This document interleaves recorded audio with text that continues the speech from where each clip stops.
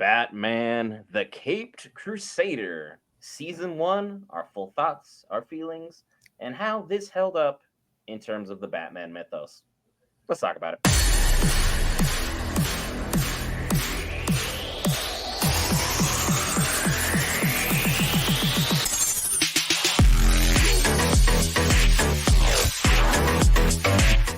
All right, guys, Brent here back with Variants, cover all things Marvel, DC, Lord of the Rings, anime, gaming, Star Wars, and more. And be sure, if you are already subscribed, to stay tuned. We have the 1,000 subscriber giveaway details dropping by tomorrow's House of the Dragons finale. But now for the information you actually care about. Will, your thoughts on Batman, the Cape Crusader? Dum dum dum. Batman Kick Tree. This is your baby Tony. So I love Batman as a character. Batman is always a fun, interesting character. Again, he can do a lot of different things. As far as this show is concerned, I don't think they knew where they were going exactly. I think they just kind of set a time period. Like it's kind of in a time period piece, so to speak. Like this is somewhere between the 1940s and the 1960s, and stuff's going down. It's like cool, and then Batman's just on a roll. There are things I liked about it, where we didn't have to, beat the whole origin story to death. Again, it was mentioned, but it wasn't like we got to show how Batman became Batman. The whole thing. It was just kind of like a quick, sequence of events and stuff as far as that goes. Pacing, I think the pacing was a bit slow for me. It just kind of. I know why. It drawed a little bit so like that, but it's not to say that some of the characters and acting and stuff wasn't good. I thought a lot of that was good, even with some of the characters being kind of swapped around and stuff like that. It still made for good characters. None of that really plays a factor. You had what, 3 characters that were swapped? So yeah, it was like it's still good so like that. So I want to get that out the way before there's a whole people saying, "Oh, this is this." Like, just stop. Just don't even start with it. Yeah, I want to say that they really just, I don't know if they took too much influence from other things, or they didn't really try to stand on their own. I kind of, that's what I'm kind of stuck with. It felt like they wanted to do something on their own, but they didn't really hit the mark. Like, it wasn't going anywhere for me. Like, I don't know. Like, I'm kind of stuck with it. Tony, do you want me to go next, or you want to come in with the clean hammer? I mean, if you go next, then I'm going to have to fight 2 of y'all. So, because people that know me, especially you two, know that Batman is one of my top favorite characters in all of comics, and I go deep into Batman lore. And so when I watched this, the main thing that came to my mind was the same thing when the Batman came out with Robert Pattinson. People are not going to like this for one reason. They are not doing the Michael Keaton, the Christian Bale version. They're doing a strict noir Batman, which, in my opinion, I've said this to y'all many times, is what Batman should be. Batman is first and foremost a detective. Second, he's a street level vigilante. Now, yes, he goes and hangs out with the Justice League and all that, but Batman and does his best work street level, just like Spider-Man. So when I saw the very first episode and I was live talking to y'all, I loved it. But that's because it's true to Batman. But the problem with that is a lot of people don't understand that this is how Batman started off. That costume, the only difference between that costume and his first costume, there was no purple. Purple gloves.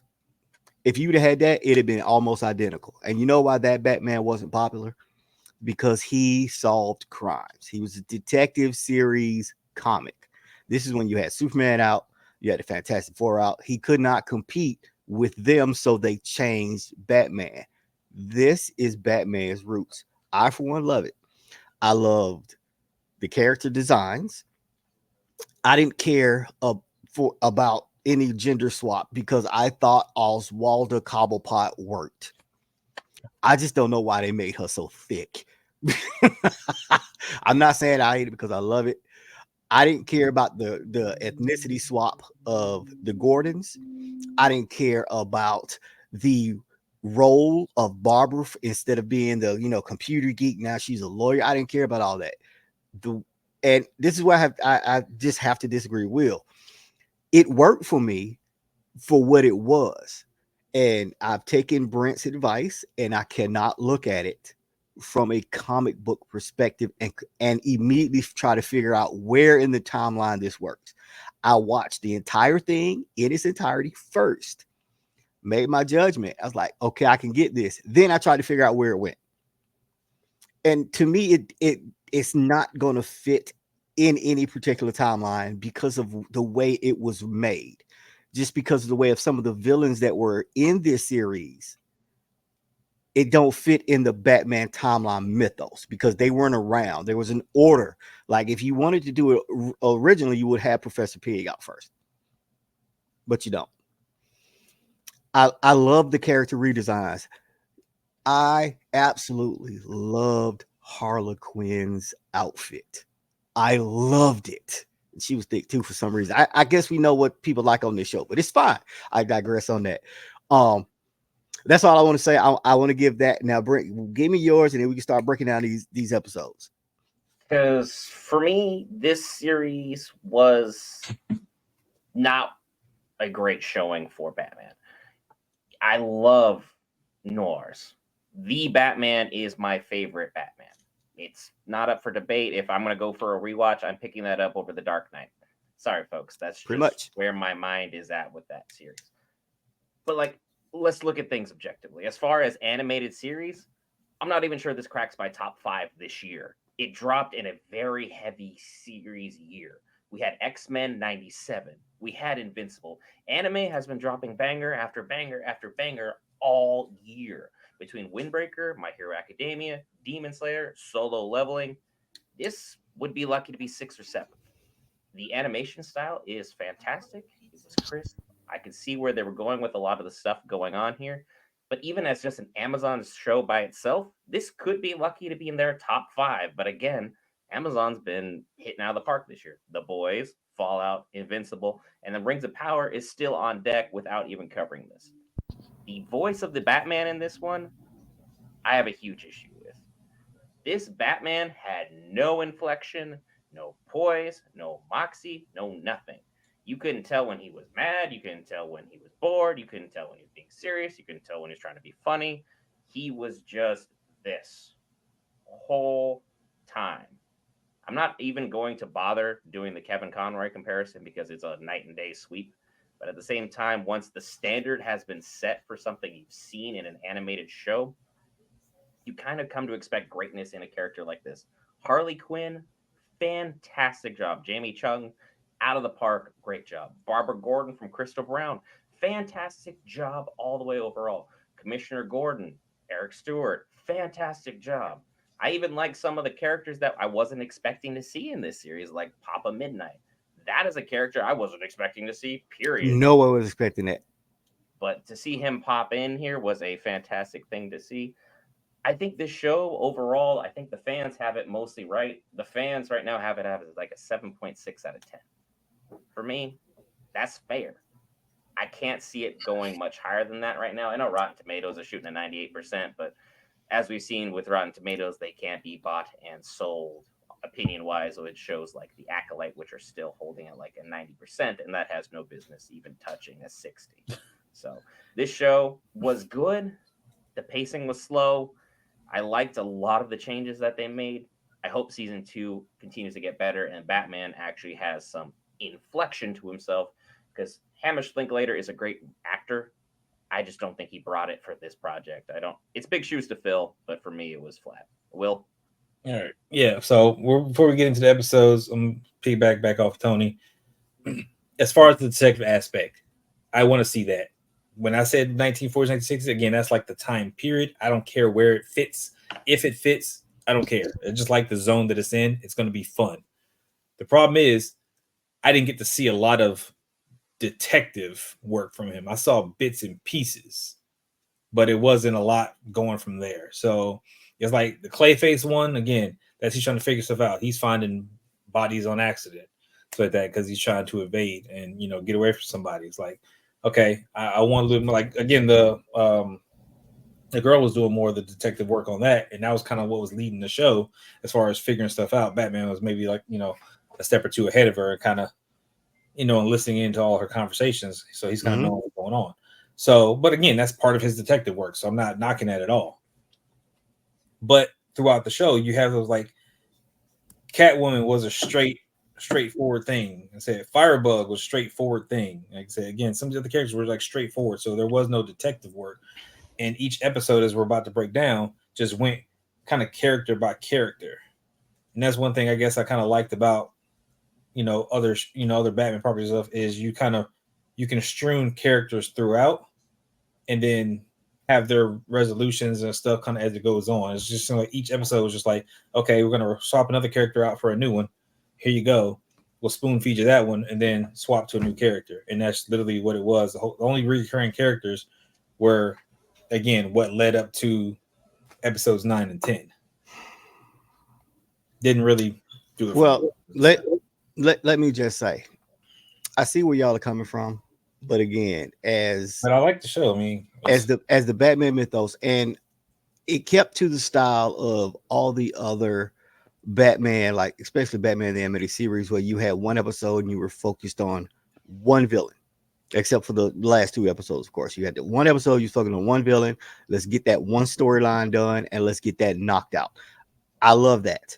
I don't need to be 4 or 5 episodes with one villain when it's only 10 episodes. Give me as much of his mythos as you can. And I think they worked that. I even liked how they brought in some of the newer ones instead of us seeing, Harley Quinn all the time and Joker, oh my Lord, all the time. They gave us the Clayface. They gave us the OG Clayface. They gave us the newer character like Onomatopoeia, which he did okay. He could have been done better because he does give Batman a lot of problems in the comic books. And you saw it in the beginning, he was giving, hand to hand with Batman and giving him fits. But I will say some of the storylines were, I didn't like the Gentleman Ghost episode. I did like the characters in there. I do think in some of them it was a reach, but overall for me, I'm at an 8.5 for the show. Well, I think it's just that they, spinning around and maybe to do something. So let's start with the first episode. Roughly, we got Oswald the Cobblepot Penguin. Oswald. So as far as her character concerned, stuff again, fun episode. You see her kind of showing her ruthless persona, which is kind of what I know Penguin for. I think it's going to be fun. Like again, seeing him in the original Batman with Michael Keaton, you see him where he bit old boy's nose off because he was laughing stuff about it. That's the kind of stuff I'm expecting to see as far as just ruthless. Like I'm gonna do what I want to do as far as Penguin's concerned, and we have the show coming up. She killed her own kid, dude. Yeah, exactly. She killed her own kid. That's what I'm saying. Like I like the Penguin. I like how she was done. Like I'm not mad at her at all. And she could sing. And this is what we always talk about. If you make changes, make good changes and make the changes make sense, which they did. Okay, we have a female penguin.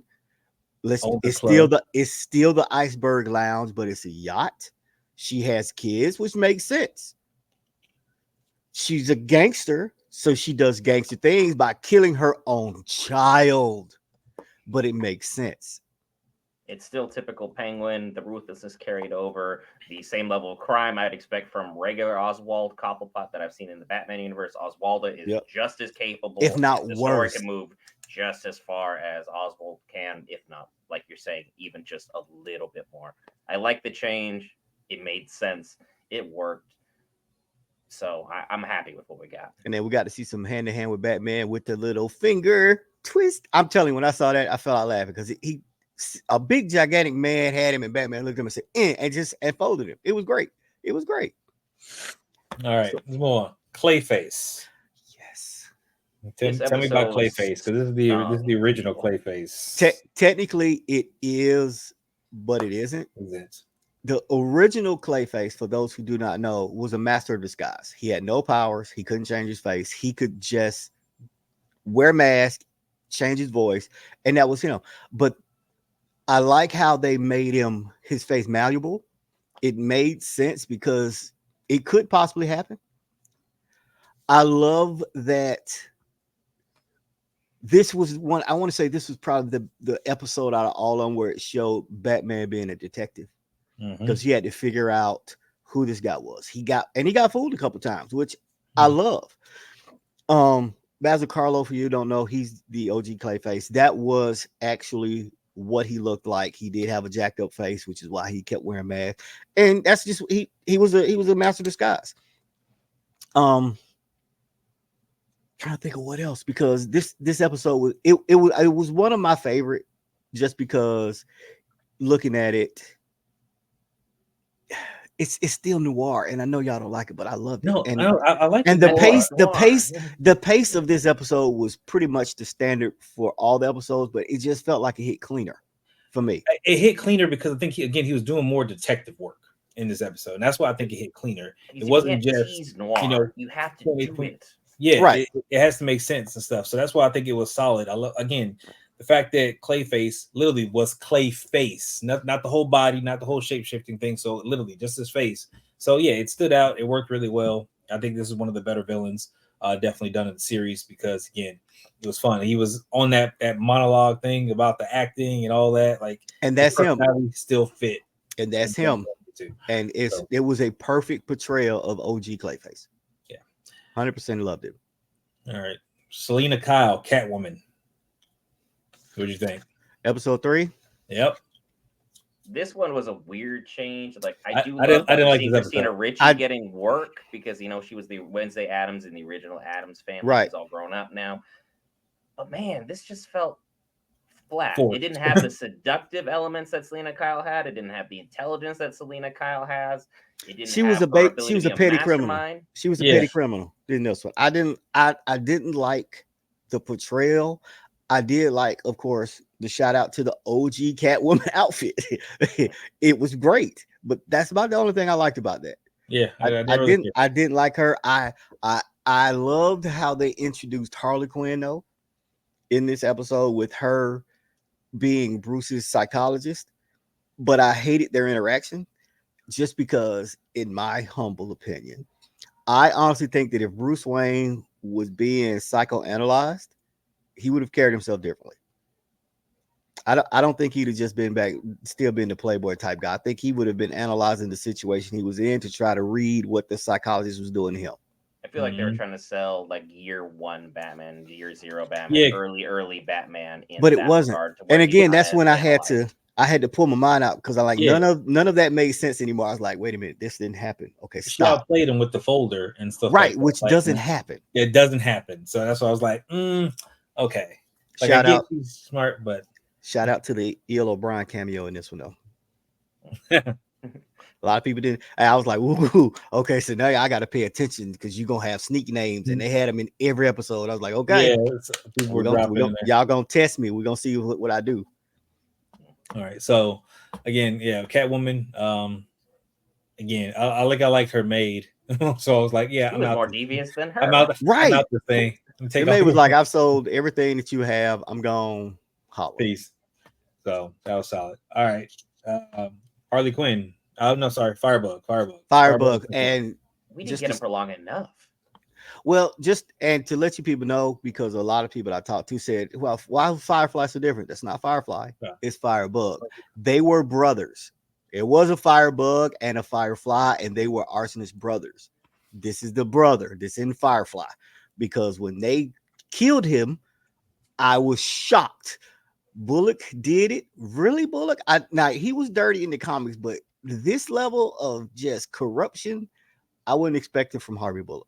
And it's from John DiMaggio, no less, as Bullock. So it's like that's a strong calling card for a character you knew he was going to be pivotal moving forward. I didn't realize Firebug was also the voice of SpongeBob until I started looking up the cast. I'm like, oh, that's Tom Kenny. Good for him. Keep getting work like that. But Firebug, I wanted more of.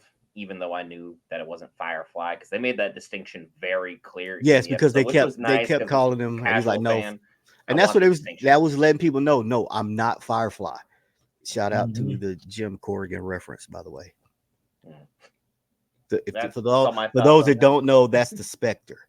That's who Jim Corrigan becomes, just so y'all know, because he was in that. Yeah, I mean, yeah, Jim Corrigan later on down the line during his full on episode where he was getting into stuff. But all right, fine. So Harley Quinn, we I already think it's love Harley unanimous how we Quinn. feel about that. I look. I've already ranted on how I love that. I love that look more than I like the black and white look. I'm sorry. I Yeah. do. I think it fits better.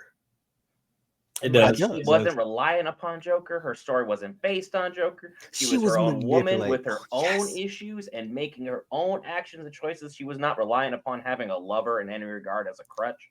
The character shined by herself. Right. It And I was love the fantastic. I fact liked it.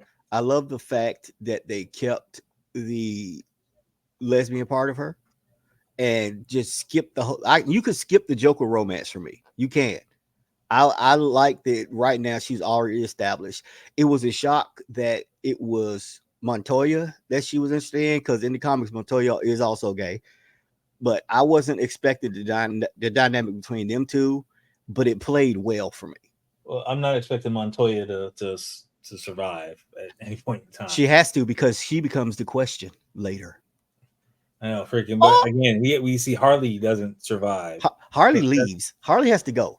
yeah. So I that's think when Harley comes back, she might come back with the Joker, which I'm not looking forward to. Because I'm yeah. tired of the Oh, Joker. I mean, I think that's who's gonna deal with that. We'll deal get with to that. Yeah. Yeah.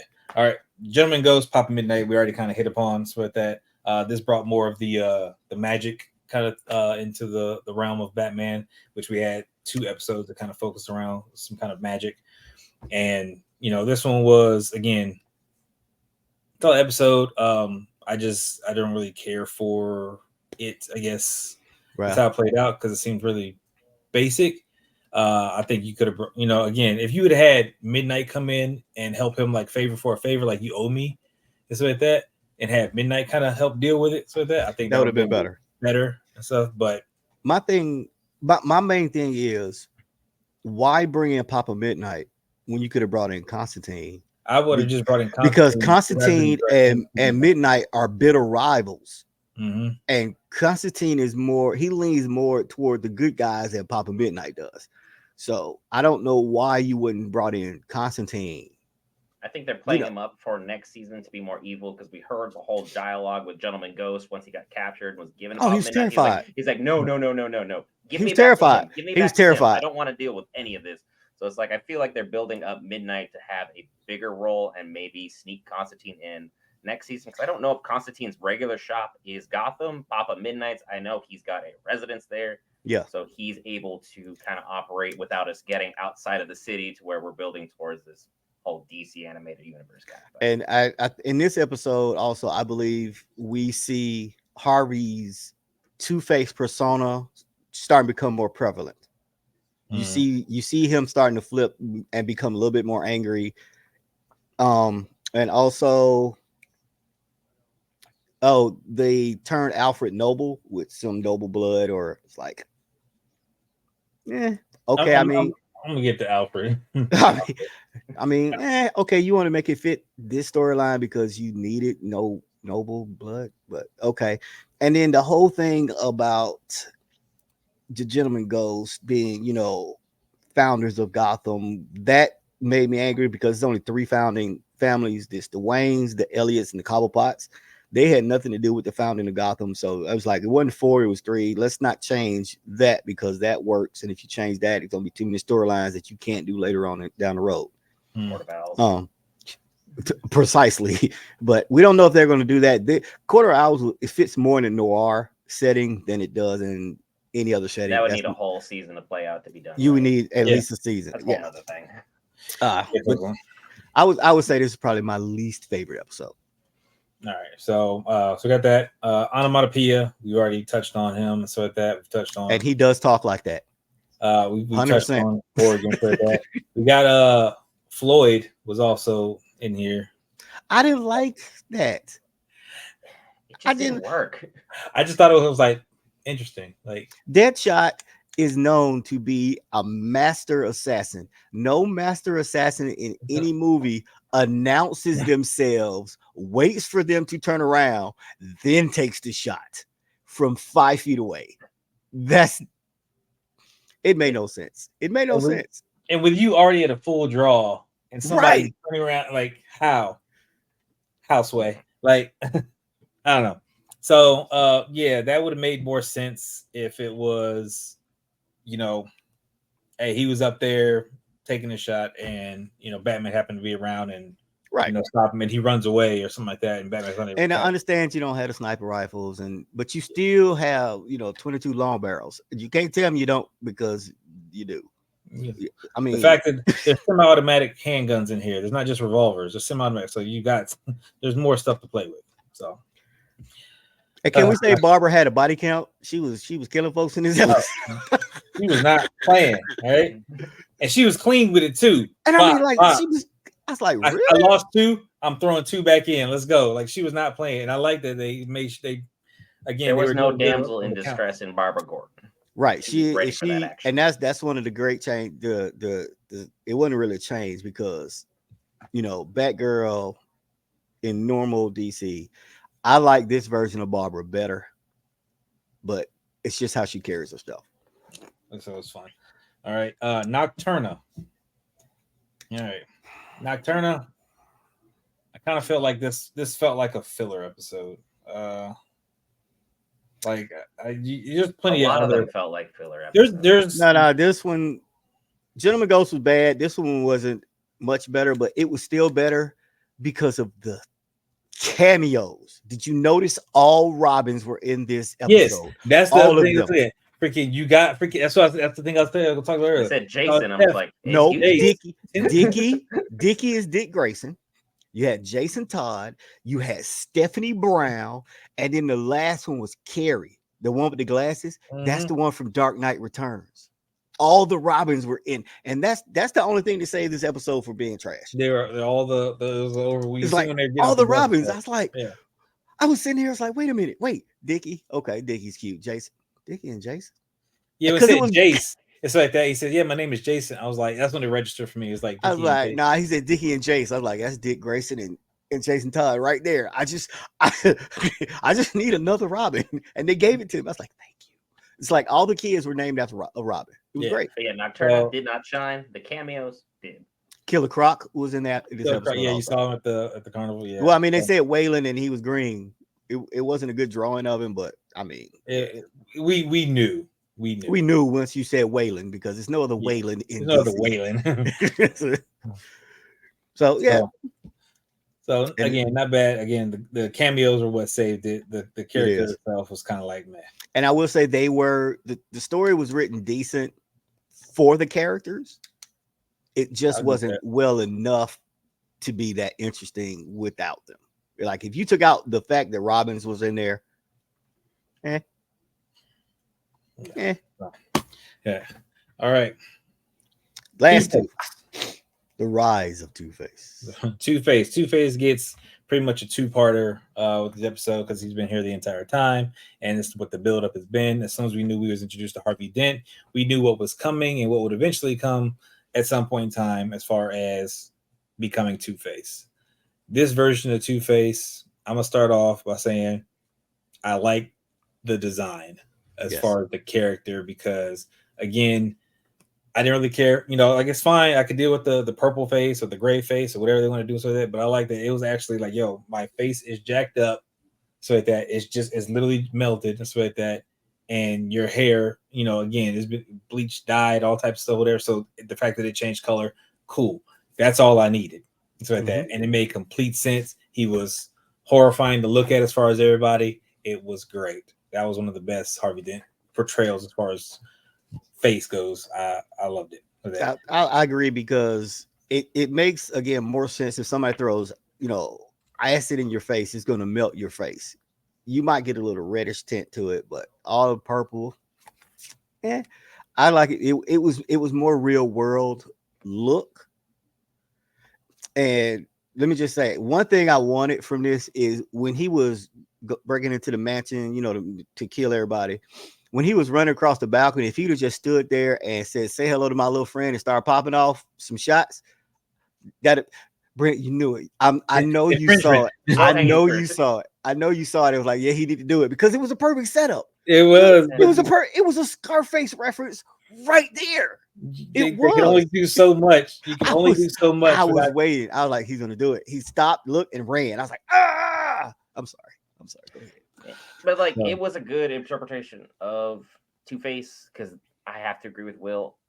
With acid being thrown on someone's face, yeah, there's going to be just this hideous gaunt of a face. It is going to be just the worst thing you ever seen. Be like looking at Lord of the Rings and be like looking at half orc, half human. It's Right. like, yeah, that's. I see why people are side-eyeing you. I get it. It's like we shouldn't do that as a society because all the stuff he'd done as DA, but at the same time, it's like. But he was also dirty. Reaction. Oh, sorry, my bad. And like his personality clearly reflected the two sides of him, the good and the evil that was just underlying within. And he was like, look, lock me up. I don't deserve this. But then it was definitely interesting that Barbara was the one who's like, here's your coin back. And I'm like, I don't think you should have given him that. But, that's just what we know from the comics as opposed to the series. I absolutely love this portrayal of Two-Face. Just because he not only externally when he got scarred, you had both his personas, but the build up to this, he was in constant argument with himself. He knew he had bad in him. He wanted to help, but then when he gave up and then the bad just took over. It was beautifully done. It was beautiful. But I mean his whole redemption to the end of it was great. Everything was set up for him to, constantly be fighting with himself the entire time. And it's like the bad side had a good run and did what it did, but freaking the remorse brought the good side back out he's like, I did things and stuff like that. But you see that it's a constant push and pull and stuff like that. So it's just like, okay, which side of the who's driving the vehicle at this time? Which side did the quarter fall on? And so that's the one that's driving at that point in time. So it was really good. I love Barbara's interaction with him the entire time. They've had a good dynamic throughout the entire time. And then you had Jim Corrigan they had the big reveal that he was in on it the whole time. And that's something we didn't see because we only saw, Bullock and his partners, the two dirty cops. We didn't know Corrigan was also in on this. And the hit was actually on Barbara because of, her being the attorney. She needed to go. And I love that dynamic, that it was something I didn't see coming from Corrigan. I had no idea that he was dirty, and I think it was done beautifully. And also, can we say that Batman hates guns, but he put 5 direct shots around dude's head? He knows how to use them. And I like to them does not mean a lack of skill. And I like how it was accurate that he had a 6-shooter. He already shot one, so he only had 5 shots left, and he used them all around dude's head. And he was accurate with it. I was like, okay. Nasty. I was like, I appreciate that. I loved it. And Batman could have gone to the NFL with that throw of that gun. My goodness. What? How did he launch it on that thing? He yeeted that thing. I mean, he throws them batarangs, and I love the style of the batarangs too. The nice classic shape stuff. So. Yeah, the classic old one. Yeah. I don't like the bat shaped ones. I like the curved ones that they use. I think it makes better sense. But I love when they fly through the air because it's like they're just spinning. So right, it's like a big circle, like Xena with the big circle thing. The chakram, right? Yes. Yeah. Oh, I'm sorry. Overall, I do not like. So talk with some of the other characters. I do not like necessarily the way Alfred was constantly like crapped on the entire time. Like Bruce, showing that Batman did not care about his help whatsoever. He wasn't trying to build the personal relationships that he has later on. But that's how it was. That's how it was in the Batman though. Until the end. Remember, Robert Pattinson, he didn't have love for Alfred at the beginning. But in the Cape Crusader show that we just watched, at the end, you saw him look at Alfred a different way. Because he finally called him Alfred as opposed to Penny every single time. So you see the change of it, but like, man, he was getting crapped on. I was like, dang, he is brutal. He was like, right don't talk to me. You just do as I say. I was like, I mean, I understand because early on, yes, they kept it constant. The Batman highlighted it because if you think about it, in all the other Batman shows, movies, they've always had the father-son dynamic. You never really saw the beginning of how it was because you got to think.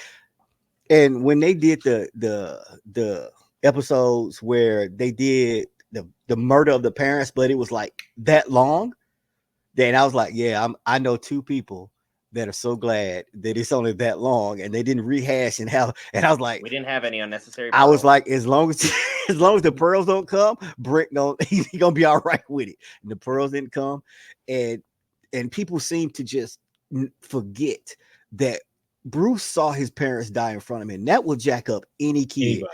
So he wasn't trying to make any relationships. He was only focused on vengeance. That was it. I am And then what happens? Then he gets a bond with Alfred, and then they become the father and son dynamic. And he steered away from vengeance to more justice. Correct. And I think they did that beautifully in this show.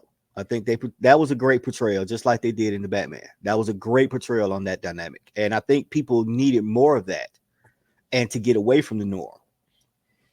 But that's just me. Yeah. I was kind of hoping for something to happen at the end that did not happen. What? Oh, I was already upset at the end. Oh, I Okay, that wait. last little cameo, I was mad. Yeah, I didn't need that last. That last cameo, I did not. I wanted one person in particular, but I'm pretty sure it was gonna happen to that. I wanted Riddler. Oh, Riddler would. I would Because- prefer where I was Riddler. going with things. Because this is a noir show. This is about detective work, and the Riddler constantly has questions and puzzles and all that kind of stuff. So And that's why the if Batman you works. have the Riddler as the background character throughout all the next season, and it kind of comes to an end with the Riddler, and he finally figures out these puzzles and where they're coming from and all that kind of stuff, and deals with the Riddler, that would be freaking, I think, more rewarding from the noir aspect. Can you imagine if in the final scene it wasn't Joker and if it was Riddler, like you said, and it was revealed that he orchestrated this entire season and then led him into next season? I would had love two it. names ready to go. And What was Riddler's yours, not Brett? on my list, but that could have Look, worked. Riddler was my first one. Scarecrow was my second one. I That was did my want second one. Scarecrow. I did want Scarecrow. I saw the gas and I'm like, oh, are we doing this? And then no, we got the wrong guy. And So let we me got just the say, wrong guy. y'all know me, I don't like trailers, or I don't try to, if it's something that I want to watch and I want to see if I can catch, like Batman, I want to see what it is, I will try to look at as little as possible. So going into every episode, I had no idea, because I know the episodes list were out. I had no idea who was going to be in each episode. And I do that for a reason, because I like to see what's going on. And it worked. So when I got to the end, I was like, okay, I know it's going to be some kind of little end scene. Give me the noir thing. And I was, Rob Patterson still in my mind. I was like, can I have somebody else? And, like we'll say, Riddler would have been a perfect choice. Scarecrow was a little bit down the line. I wanted, a certain cold guy, Dr. Mr. Freeze. I was kind of wanting him, because if we're going to keep this same style, I'm thinking of the villains that fit this style. No, because I had a long con going on in my head for someone who would have built up to the season 3 villain, which everyone's favorite hired gun, Deathstroke. I would have loved to see him incorporated as more of the hand-to-hand combat, and you come to find out that he has been hired by either, say, Raish or Riddler or Freeze or even Scarecrow to kind of just run and torment Batman for a while they're figuring out their operations on the back end. Any Deathstroke would body this Batman. Any Deathstroke, he would body this Batman. I'm just saying. Huge learning growth for our Batman. Deathstroke is a nice choice, but I think definitely for season 3, like down the line. I think Riddler would be a perfect choice next. I don't want Joker, but that's just. We're getting Joker. That is I where know, we're at but because we can't somehow have this psychotic symbiotic relationship that people are tired of. We understand that they're 1A and 1B in terms of hero and villain. They're the greatest duelists of all time against each other. Do fans need to see it every single season? That in every show, one of the characters?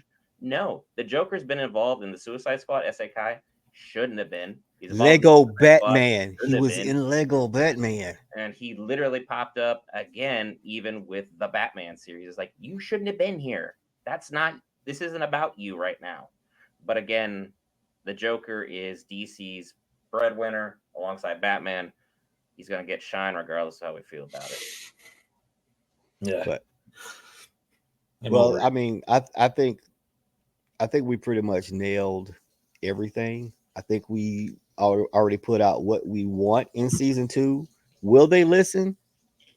Like I said, I still thoroughly enjoyed it, but I will agree with Brett. I don't think it cracks. I don't even think it cracks my top 10 right now because it has one season. I can't put you out there with just one season. I need 3 to 4 solid seasons, and then we'll review this. It's good for a start. It's good for a start.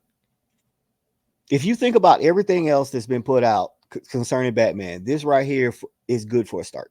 For start season, you got great introductions to all his villains. Some of them was represented better than others, but besides 1 or 2 episodes, I mean, the original X-Men had a couple episodes that people was like, why'd you do that? So, I mean, you can't fault it for every season. I mean, you're not going to have Batman animated series in every single version. That is a generational thing. It's probably never going to happen again for any character. So we can't even. I'm saying we can't keep saying, okay, let's compare it to that. You can't compare it to that. My issue is I wouldn't have compared this to Batman Beyond. Just saying. But again, Batman Beyond, it's the better storyline. You had a retelling of Batman. You still had it connected to Batman, but this was something totally entirely different. And it's what people wanted because people were getting Batman exhaustion. But now you're giving me a Terry McGinnis and not a Bruce Wayne. It's the same thing with Spider-Man. When you gave people Miles Morales, what happened with Spider-Man? It took off. People was like, what? I got a new one? I don't just have to worry about Peter Parker anymore. I got this guy. And that's what Batman Beyond was. And it was great. It was a needed change. But if we're talking about roots of what Batman is and should be, this is what it is. He should be a detective. Hand to hand is next. That's down the line. His mind is his weapon. People know that. We saw him training. We saw him training. But again, if you want something solved, and look, even there, I still want to know how does he sneak up on people? Because he just shows up. You be in a closed room and he's just standing there. Hi. He's just there. I like this as the whole magician thing is you just have it happen. If you showed me how it happens of him just oh, she's looking away. I can jump in the window now. He's done it to Superman. He's done it to Flash. How do you sneak away from Superman? This man has done that to Superman. And how? Superman does not have super awareness. Yes, he does. Based on what's yes, he does. Yes, he does. I'm just saying, based on his surroundings and series of events. But how do you sneak away on Flash? Flash literally lives in an attosecond. How do you sneak away from that? Just come on now. He's faster than a nanosecond. Atto is faster than Atto. I'm saying he's faster. Flash. Hey, look, your mom's over there. Whoop, just disappear in the chat. That's just mean. That's and then Batman never would because they would just be like the Uno reverse card. Where's yours? Exactly. But I think we have touched upon everything on here. I don't have anything really else to add. Will I still enjoyed it? I'm sorry, y'all. That was solid. I will definitely watch a season 2 to come out with a season 2. I think we've all give it its props and stuff like that. We're glad to see that it is here on Amazon and stuff because we see that Max and Amazon, they've got a good relationship right now. Again, with some of their shows and being able to put their shows from Max onto this. This was exclusive to Amazon, as far as I know. So, with that being said, is a chance that we'll see more properties in the future with different retellings of said properties and stuff. So, DC is entering into a new era under James Gunn.